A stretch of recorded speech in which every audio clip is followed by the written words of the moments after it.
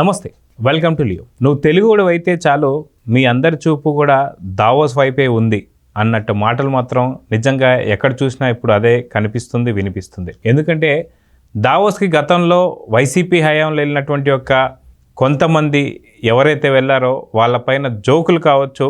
ఇప్పుడు 55th annual economic సదస్సు ఏదైతే ఉందో ఈ సదస్సుకి ఇద్దరు ముఖ్యమంత్రులు అంటే ఇరు రాష్ట్ర ముఖ్యమంత్రులు వెళ్ళడం మనం అందరం చూసాం.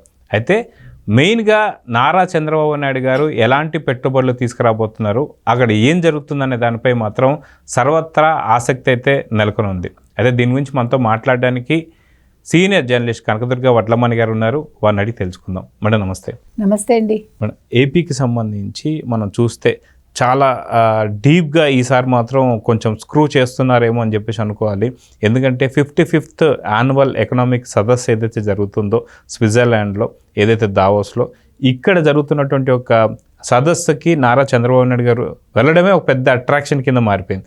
ఇప్పుడు ఎవరు పట్టినా సరే ఓన్లీ ఏపీ కాదు, తెలంగాణ కాదు, ఆల్ ఓవర్ ఇండియాలో కూడా మొత్తం మనం చూసుకుంటే ఎక్కడ చూసినా సరే నారా చంద్రబాబు నాయుడు గారు విజిట్ గురించే ఎక్కువ మాట్లాడుతుంది. ఆయనకు ఒక గ్రాండ్ వెల్కమ్ కావచ్చు, దాని తర్వాత ఆయన అక్కడ పాల్గొంటున్నటువంటి కొన్ని కంపెనీలతో ఏమేమి మాట్లాడారు ఏంటి అని సంగతులు కావచ్చు.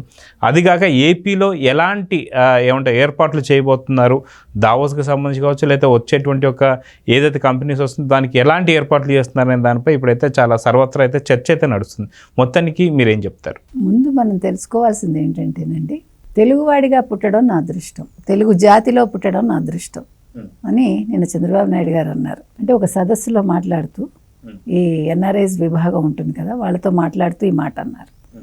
ముఖ్యంగా మరో జన్మ అంటూ ఉంటే నేను మళ్ళీ తెలుగువాడిగానే పుట్టాలని కోరుకుంటున్నాను అని అక్కడితో ఆగలేదు ఆయన. ఇంకొక ముఖ్యమైన మాట అన్నారు, నేను చనిపోయాక నన్ను గుర్తుపెట్టుకుంటారనుకున్నాను, కానీ నేను బతికుండగానే నన్ను గుర్తుపెట్టుకున్నారు. ముఖ్యంగా నేను జైల్లో ఉండగా ఇన్ని దేశాల నుంచి నా కోసం పోరాటం చేశారు. నాకు చాలా ఆశ్చర్యం వేసింది, ఇంతమంది తెలుగు వాళ్ళు ఉన్నారా. నేను ఒకప్పుడు దావోస్కి వస్తే ఒక్క తెలుగు వాళ్ళు లేరు, నేను యూరోప్కి వస్తే ఒక్క తెలుగు వాళ్ళు లేరు ఎయిర్పోర్ట్లో. కానీ ఇప్పుడు 12 దేశాల నుంచి, యూరోప్ నుంచి మీరందరూ తెలుగు యువత వచ్చింది అంటే ఇంతకంటే గర్వకారణం ఏముంటుంది అని అన్నారు. తెలుగు వాళ్ళ గొప్పతనం ఏంటంటే ఎక్కడ అవకాశాలు ఉంటే అక్కడ అందిపుచ్చుకుంటారు అన్నారు ఆయన. మీకు తెలుసో లేదో, గతంలో తమిళ వాళ్ళు అందుకు బాగా ప్రాచుర్యం. అంటే తమిళ వాళ్ళు ఎక్కడ పని ఉంటే అక్కడికి వెళ్ళిపోతారు, ఎక్కడ అవకాశం ఉంటే అక్కడికి వెళ్ళిపోతారు.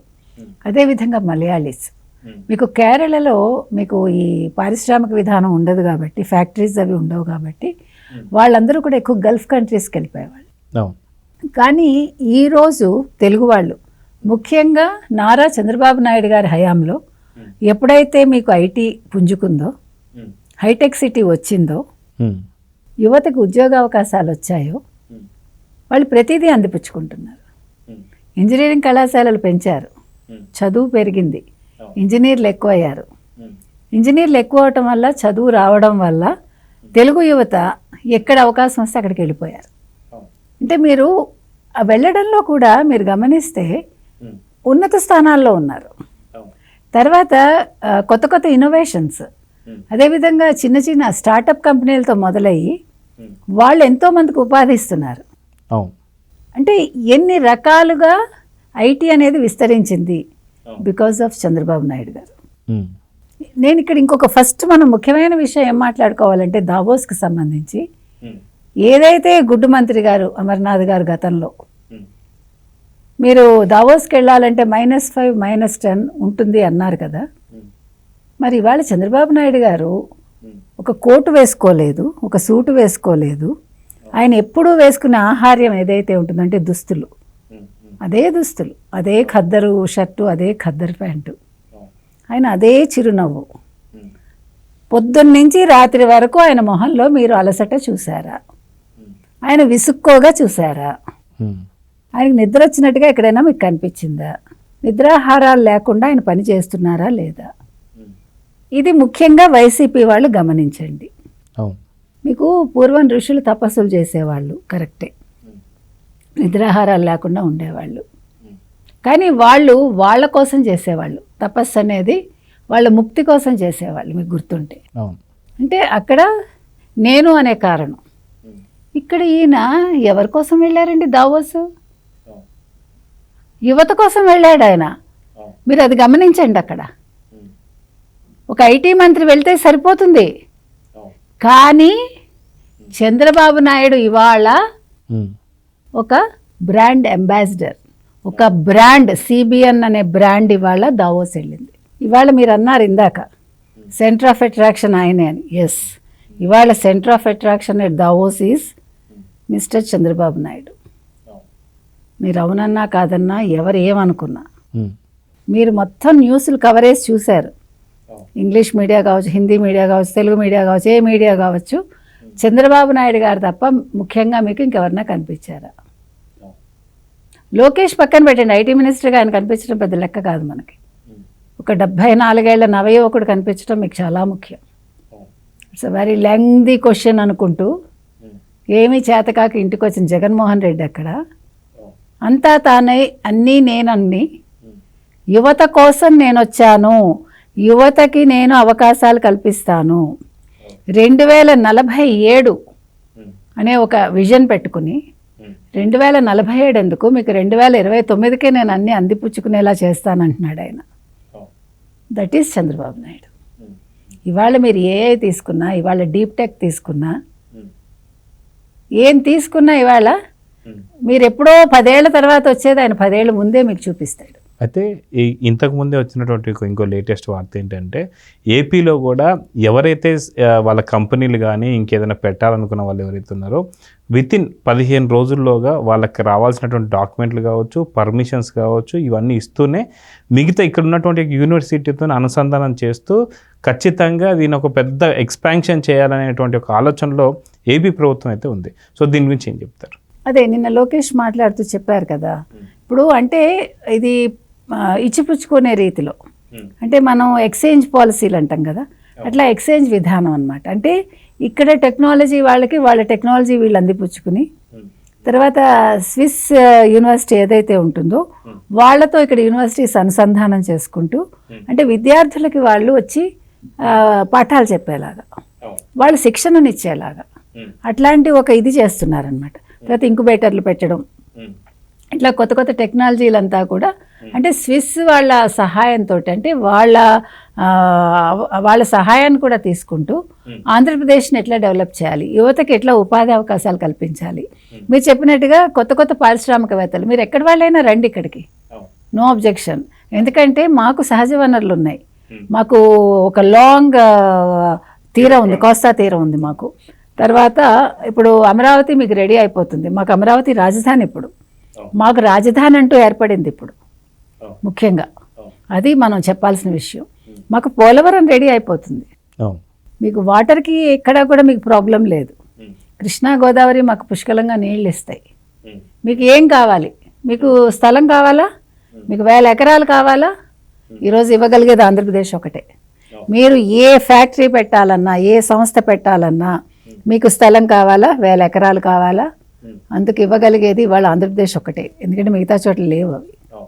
ఇవాళ మీకు తెలుసో లేదో భారతదేశం నుంచి 6 రాష్ట్రాలు దావోస్కి వెళ్ళడానికి పోటీ పడితే ఓన్లీ ఆంధ్రప్రదేశ్, తెలంగాణ, మహారాష్ట్ర వీళ్ళకే అనుమతులు వచ్చాయి. ఎందుకు వచ్చాయి? మీకు ఆల్రెడీ తెలంగాణ డెవలప్ చేసింది హైదరాబాదు, చంద్రబాబు నాయుడు. ఆ రోజు వేసిన ఆ బీజాలన్నీ కూడా ఇవాళ వృక్షాలు అయ్యాయి.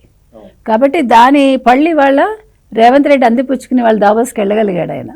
తప్పులేదు అది. ఇప్పుడు మనం ఒక ఎదిగిన ఒక చెట్టుని దాన్ని మేము అక్కడ చూపిస్తామంటే what's wrong in it, nothing wrong in it. అదేవిధంగా ఈరోజు అసలు ఒక 10 ఏళ్ళు 30 ఏళ్ళు వెనకబడింది అనుకున్న ఆంధ్రప్రదేశ్ని ఇవాళ ఒక్క దావోస్ పర్యటనతో ఆయన 10 ఏళ్ళు ముందుకు నడిపించాడు. ఇవాళ ఒక దశాబ్ద కాలం ముందుకెళ్ళాం మనం, 30 ఏళ్ళు వెనక నుంచి మనం. ఇంతకంటే చంద్రబాబు నాయుడు గొప్పతనం మీరేం చెప్తారండి? అవసరం లేదు ఇంతకంట. He is the brand, CBN is the brand అనేది. అందుకే మనం ఒక చంద్రబాబు నాయుడు ఇవాళ వెళ్ళి అంత చలిలో తట్టుకుని నిలబడి రోజంతా ఆయన పనిచేస్తూనే ఉన్నాడు, రోజంతా మాట్లాడుతూనే ఉన్నాడు, రోజంతా ఉపన్యాసాలు ఇస్తూనే ఉన్నాడు, రోజంతా తన రాష్ట్రాన్ని ప్రొజెక్ట్ చేస్తూనే ఉన్నాడు, రోజంతా తన వనరులు ఏంటి తన రాష్ట్రంలో అందరికీ చెప్తూనే ఉన్నాడు. ఇంతకంటే ఏ ముఖ్యమంత్రి చేస్తాడండి ప్రపంచంలో? ఈరోజు భారతదేశం గర్వంగా చెప్పుకోవాలి చంద్రబాబు నాయుడిని. ఇది దావోస్ పర్యటన గొప్పతనం, ఇది దావోస్ పర్యటన లక్ష్యం. ఆంధ్రప్రదేశ్ని ఇగో ఇది మా రాష్ట్రం, మీకేం కావాలి మేము ఇస్తాం, మాకు ఇది కావాలి మీరు ఇవ్వండి. He can demand, he demanded that. ఇంకెవడైనా చేయగలిగాడా? మీరు ఏ ముఖ్యమంత్రి ఫోటో అయినా చూసారా? ఏ ముఖ్యమంత్రినైనా ఒక్క మీడియాలో చూసారా మీరు ఇంతలాగా? అందుకని చంద్రబాబు నాయుడుని ఎవడైతే వెక్కిరించాడో, చంద్రబాబు నాయుడుని ఎవడైతే తిట్టాడో వాళ్ళందరూ వాళ్ళ సిగ్గుతో తలలు దించుకోండి. మీరందరూ మీకు సిగ్గుంటే, మీరు మనుషులైతే కించపరచకండి ఎవరిని, ఏ వ్యక్తిని మీరు తక్కువ చేసి మాట్లాడకండి. ముసలాడు అన్నారు కదా, ఆ ముసలాడే ఇవాళ నవయువకుడయ్యి మొత్తం యువత కోసం పోరాడుతున్నాడు. అందులో మీ పిల్లలు కూడా ఉంటారు, ఇదే తిట్టిన రాజకీయ నాయకుల పిల్లలు ఉంటారు అందులో. వాళ్ళందరూ వాళ్ళ కుటుంబం కాకపోయినా పక్క కుటుంబాలు వాళ్ళ చుట్టాలైనా ఉంటారు. ఇప్పుడు ఏం చెప్తారు మీరు? కాబట్టి ఏది కూడా శాశ్వతం కాదండి రాజకీయాల్లో. మనుషులు శాశ్వతం కాదు, మాటలు శాశ్వతం. కాబట్టి మాట్లాడే ముందు ఆచితూచి మాట్లాడాలి. ఇంకా మీదట ఒకవేళ వైసీపీకి కొద్దిగా సిగ్గు బుద్ధి వస్తే ఆలోచించి మాట్లాడాలని కోరుతున్నాం. మీరు తెలుగు వాళ్ళుగా ఒక తెలుగు వ్యక్తి గొప్పతనం గురించి మాట్లాడని తప్పులేదు, మీకు ఇంకా కొంచెం గౌరవం పెరుగుతుంది. మీరు చంద్రబాబు నాయుడు చేసిన మంచి పనులు చెప్పండి, దానివల్ల మీరు తగ్గేదేం లేదు. ఇంకా కొంచెం మీకు కూడా గౌరవం పెరుగుతుంది. ఎప్పుడూ కూడా మనం ఏం నేర్చుకోవాలంటేనండి, అవతలి వ్యక్తి మన శత్రువు అయినా కూడా మంచి ఉంటే మన రాష్ట్రానికి సంబంధించి, మన భాషకు సంబంధించి, మన రాష్ట్రం వాడైతే తప్పకుండా మనం మాట్లాడచ్చు, వాళ్ళ ప్రతిభని మనం చెప్పుకోవచ్చు. అందులో కొంత మీరు కూడా అంటించుకోండి, ఏమైనా అంటితే, అంతే మనం చెప్తున్నాం. సో చూద్దాం, ఖచ్చితంగా దావోస్ సదస్సు మాత్రం పూర్తిగా centre of attraction Chandrababu Naidu గారు అయ్యారు. నిజంగా ఏదైనా పరిశ్రమలు కానీ లేదంటే మిగతా పెట్టుబడులు ఎవరైతే పెట్టాలనుకుంటున్నారో వాళ్ళంతా కూడా ఏపీలో ఎలాంటి వనరులు ఉన్నాయనేది ఒక ఎత్తు అయితే, అక్కడ చంద్రబాబు నాయుడు గారు ఉన్నారు అనే బలంతోనే వస్తున్నారు సంగతి అయితే భరోసాతో కూడా వస్తున్నారు. సో చూద్దాం మేడం, నిజంగా 2029 కల్లా నిజంగా ఎలాంటి అందాలు పునిపుచ్చుకుంటుందో ఏపీ చూద్దాం మరి. నమస్తే. నమస్తే. Please subscribe to Leo News for more videos.